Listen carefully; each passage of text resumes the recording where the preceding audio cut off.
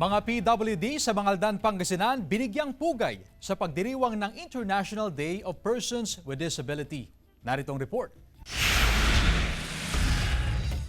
Siya si Phoebe Faye Gonzalez. 5 taon na siyang administrative aide sa Civil Registry Office ng lokal na pamahalaan ng Mangaldan, Pangasinan. Siya rin ang kasalukuyang sekretary ng Provincial Deaf Association of Pangasinan. Sa kabila ng kapansanan ni Pipay, batid niyang malaki ang naiaambag niyang serbisyo, hindi lamang sa munisipyo kundi sa buong komunidad. At siya ang binibigyang pugay ng mga otoridad ngayon na pagdiriwang ng International Day of Persons with Disabilities. Siyempre, ang oportunidad po at capability ng mga PWDs po ay andyan pa rin. Kaya awareness po sa ating mga PWDs sa kanilang mga capabilities pa rin po. Sa tala ng MSWDO, nasa 1,500 ang PWDs sa Mangaldan, Pangasinan mula 2020 hanggang sa kasalukuyan. May iba't ibang programa ang lokal na pamahalaan sa mga PWD. Sa katunayan, may mga nakahandang wheelchair, walkers, quad canes at crutches para sa mga nangangailangan. Hindi rin na ipagkakait ang benepisyong nakalaan para sa mga PWD sa bayan. Mula po nung naging mas aware ang ating gobyerno sa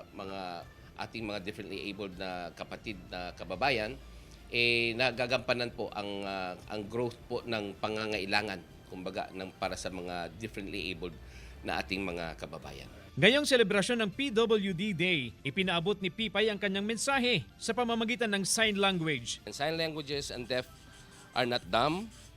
They can work, they can do anything as the normal person would do, and they're asking support, not to discriminate them. Kasama si Henry Duminsil, CJ Torida, One North, Central Luzon.